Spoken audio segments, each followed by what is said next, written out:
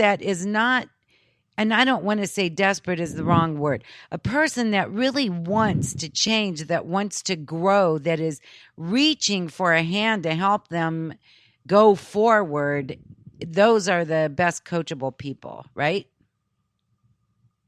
They are. They are. The people, I'm not telling you the truth, that this is how you can always tell. And I know this is going to sound crazy, but it is the truth. Let's hear it. Whenever you have a client and you get around to the paying part, and they get to be where, like, you know, they're slow to pay, it's not about the money, but you can always tell people who are slow to pay are going to not want to do the work. Even when they pay the money, you almost want to give them their money back, because you're like, you're not going to do the work. It's the work. You know, you're not going to invest in yourself. It's the time. Or even when they're paying, and then you have an excuse every time you turn around, you get an excuse for, well, I didn't do this assignment because, or I don't want to do this, or I have to go out to eat today, so I can't do my call today. So those, you know, they're not going to do the work. Then they're going to turn around and be mad at you because they don't have the results. Mm-hmm. Yeah. But it was like, they didn't do the work. You know, what did you think was going to happen? So I always make it a point to tell people, whether you pay me or whether I'm working, you know, for you as a favor, if you do not do the work, it's not about the money. I could care less about that. But if you don't do the work, you're not going to get the results. You have to do the work. And it's not easy. That's why there are people like me in the world, because it's not easy. Mm-hmm. It's not easy. It's not easy to change. It's not easy to get your subconscious beliefs to change. It's not easy to turn your life around. It's hard when you're trying to do something and everybody else around you is doing the opposite thing and they think you're stone crazy. Mm-hmm. It's not easy, because a lot of times when you start to change your life, you lose people. That's and you right. become very lonely. It's a lonely life when you start to do what's right for you as opposed to what everybody else is doing. Because what's right is not always popular. Right. That's absolutely right. To work for you, and you start wanting to, you know, travel in different circles, you know, you'll have friends that'll get jealous. You'll have family members that are not so much get jealous. You're basically now serving as a mirror to them to show them what they're not doing. So they're not going to be very pleased with you. Mm-hmm. So you start to lose the lonely travel when you try to get yourself aligned with you and your purpose. Because 9 times out of 10, if you're not aligned with your purpose and you spend a whole lot of your life unaligned with your purpose, then mostly everybody else in your life is not aligned with your purpose, because that's what you've attracted. So when you start to align with it, now you're misaligned with everybody in your life. It's hard. Right. It is. But the beauty of that is that you will start attracting the people that are in line with your current self. Right. Which then you have to understand that it takes time. So, you know, there's a delay between the time that the people leave and the time that the new people come. But if you never let the old people go, it's kind of like you having something ripped away from you, but you're steady holding on to it. As long as you're holding on to it, you don't have room. And it's a thing about the law of attraction. A lot of people misunderstand. Yes, you get your mindset right, the law of attraction will work. But you also have to act as if that thing is already so. So you have to start making room in your life for those things and people. So, like, if you're still holding on to the old people, there's no room for the new people. Mm-hmm. Let them go. You're still trying to hold on to those old actions. You're not making room for the new actions. Something has to go. Mm-hmm. So, yeah, that's to lose people. It hurts. It hurts a lot. You know, I have this saying I used to post all the time. It says they'll think I'm crazy until they find out I'm right. I like that. I have to write that down. I love that. Yeah. They'll think I'm crazy. Like they do. People say, I think you live in your own world. You're right. I do live in my own world. And sometimes, you know, the reality that's in my mind and the reality that you see It's two different things. That's right. You know, the way, my bank account looks and the way my bank account really is, that's two different things, but it really is much bigger than what it looks like. Yes. And, when you start to tell people stuff like that, they will think you're crazy. But I say all the time, they'll think I'm crazy until they find out I'm right. Because here's the thing, I remember last year we were going through some hardships, and a guy who was trying to date me, but he wanted to date me by giving me something, and I cannot stand that. I don't like when a guy tries to buy me. Mm-hmm. Well, he told me, looking at the situation I was in at that point in time, he told me, you can't be happy. I was like, well, what is it that you think I can't be happy because I don't have something? I don't have a material thing, so you think that makes me unhappy. That's not where my happiness comes from. I'm exceedingly happy. I'm exceedingly happy because I can lay down at night and I have peace. I don't have to worry about anything. Mm-hmm. I'm happy. So me having to walk to the store or drive to the store, that doesn't make me one bit of difference one way or the other. I'm happy I'm able to walk. Mm-hmm. So walk, I'm happy I'm able to walk to the store, and I'm happy I'm able to drive too, but, it's not that serious. The store is like a 2-minute walk from the house. I'm happy that I'm able to walk, because when I sit down and I have friends, I'm 42 years old. I'll be 42 next month. So when I have friends my age and my age group that can't make that walk to the store without stopping and rest. Right. That's sad. Right. I'm happy because I'm 42 years old and I can just about jog to the store and not break a sweat. Good for you. That's good. My point is, you said like that's what you miss. Like, these are the things that are really important. So stop looking so much at, stop being attached. That's one of the things I teach is learning how to detach. Mm-hmm. So one of the biggest teachings I have is be open to everything and attached to nothing. Mm-hmm. Because your attachments that cause you to suffer. That's right. That's very true. Stop being attached to outcomes. Mm-hmm. Understand that an outcome is just that. It's an outcome.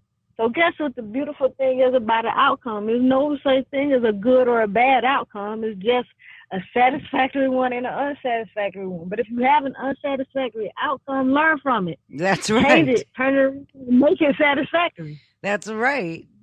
That's right. Now I remember why I liked our conversation so much. We think so much alike. I love that.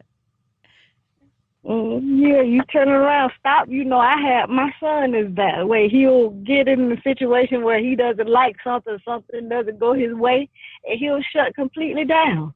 I said, son, what is wrong? He wanted to buy his car. I'll never forget, he wanted his car. Every time he got ready to buy a car, so the person sold it before he got to it.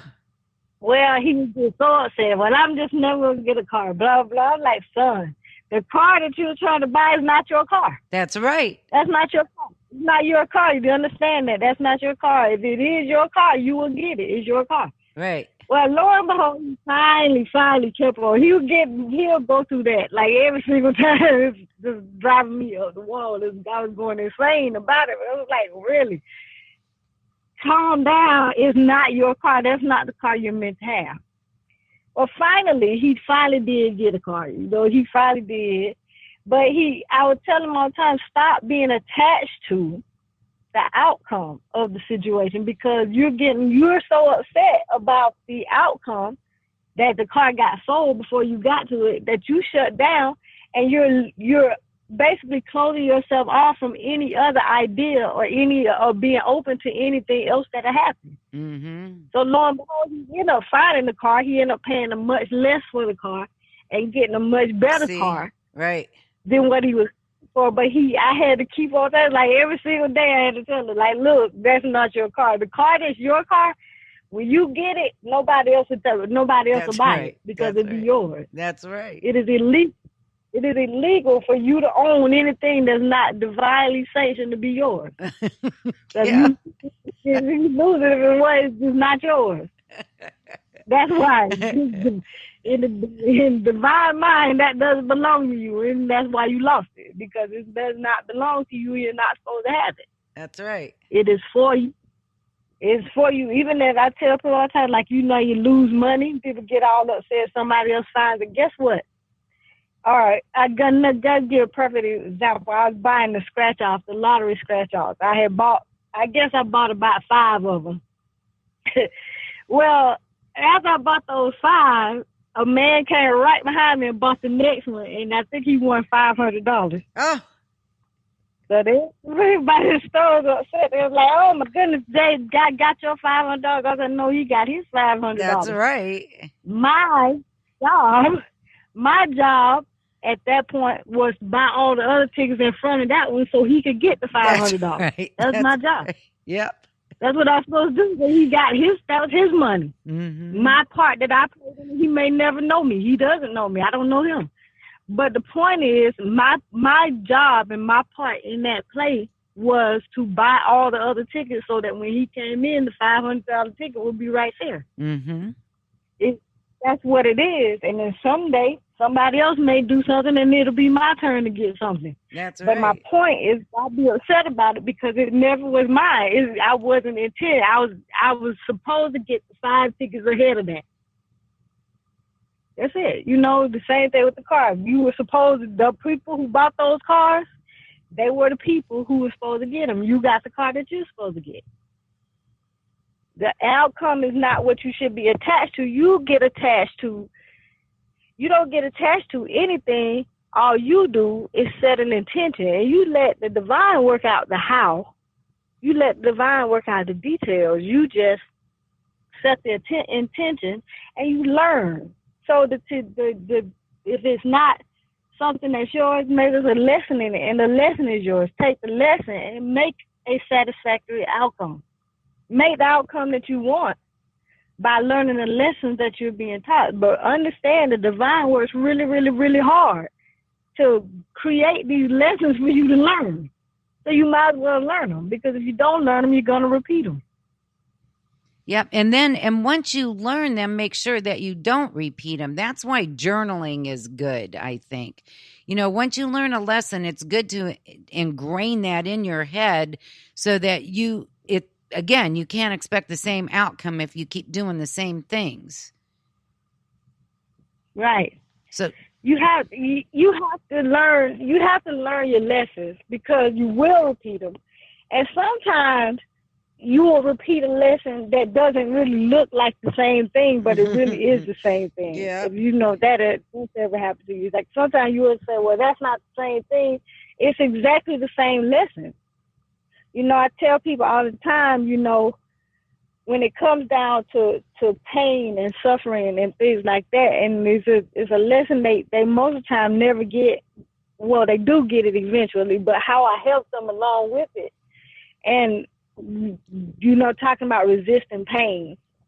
If you know how quicksand works, you see people in quicksand. If you ever come across a person in quicksand, and the person has got to get out, but it's nothing that you can get them out with. I always tell people the first thing you will notice is a person will do is struggle against it. They'll try to step out. And the reason is because the way your mind works, the problem-solving part of your mind says if you get in something, get out of it. Well, what happens when you try to step out of quicksand is when you pick up your foot to step, all of the pressure on that side now is all of that, what was on that half of your body is now all on the other side. So you increase the downward pull. And you also create a suction on your foot that's down, so you make a pull. The best thing to do is to take your body and to try to spread eagle across the surface of the quicksand, and then you can long roll to safety. Well, the thing about it is you maximize your contact with the quicksand. Same thing with your pain. Most people try to run away from it, but the thing to do is to get rid of it or to deal with it is to embrace it. Mm-hmm. Most people try to run rather than embrace it. And it's a lesson, like every single time they get hurt, no matter what the hurt is about, they never remember to embrace it rather than run from it. They'll try to run. They'll try to stop the pain. Right.